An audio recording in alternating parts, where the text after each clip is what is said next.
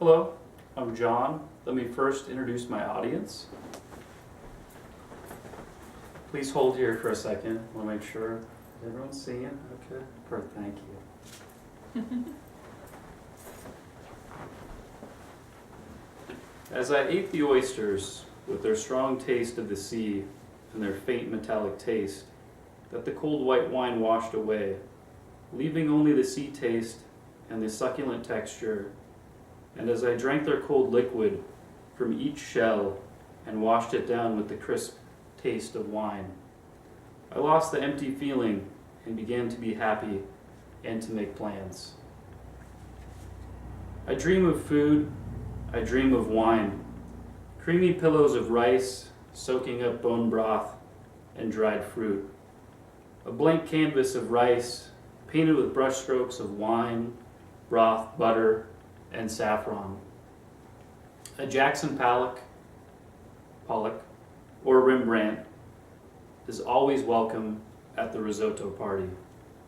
Refined or wild, mushrooms, shallots, garlic, squash, get crazy, even strawberries. What is risotto at its core, and how do we make it? First, quick little history, short history. I don't want anyone falling asleep. Risotto was first found in Milan and resulted from Spanish rule and influenced by paella and the slow cooking movement. It was from the real old days. Risotto is a $25 menu item at an Italian restaurant. It's the kitchen sink for Grandma's famous risotto. It's the ultimate blank canvas. So let's talk about some of the basics. First ingredient, of course, is rice. I prefer arborio, but any short rice will do. Second ingredient is fat. Olive oil, butter, vegetable oil. I think 50-50 olive oil and butter is the way to go. Third is dry white wine. A good pairing would be Albariño, Sauv Blanc, Pinot Grigio. Just make sure that you be willing to drink the wine. Never cook with wine that you wouldn't drink.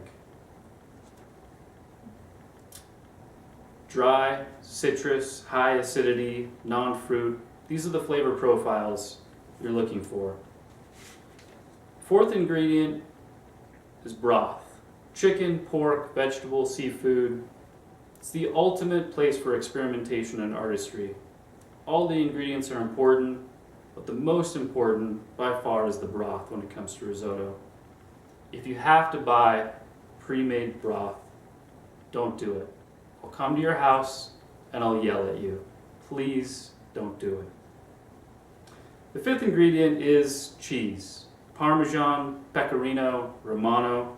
Just make sure it's quality and it's very fine.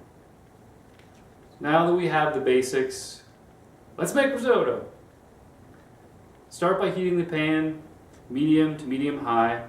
Add your fat. After the fat has started to meld, you don't want to burn it, start to add your rice. This is a really important stage. This stage you'll start to bring out a lot of nutty flavors, as well as it actually opens up and allows the rice and the starches to bring in the broth and the wine. After about 2 to 3 minutes, feeling as though it's time to deglaze the pan, you want to add the wine. It's better if the wine is at room temperature. It's not 100% necessary. At this stage, you will begin the long process of adding wine and adding broth. This stage can take anywhere from 25 minutes to longer. Just want to make sure that the amount of wine you add is the same amount of wine that you drink. You want to feed the rice and feed yourself in equal proportions. When you're finished adding and begin the process of adding more broth, the only thing to keep in mind is to keep the broth warm and close. As you slowly ladle in the warm, delicious broth that you labored on and made yourself, you'll start the process of stirring. And you'll never stop stirring. You will continue to stir. You will labor. It demands constant attention. It demands love. Don't beat the rice. Slowly, lovingly, move around the rice. Play music for it. Play Pavarotti. Play Dean Martin. Just make sure the rice is happy.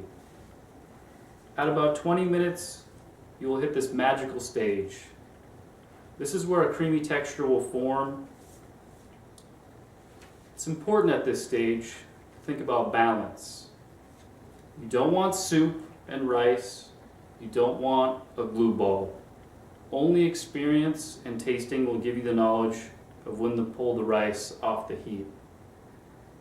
When it is time, and you know it's time, slowly add your cheese. Add your cheese off the heat, incorporate it into the dish. After it is melded and melted, slowly add a little bit of broth, just the smallest amount.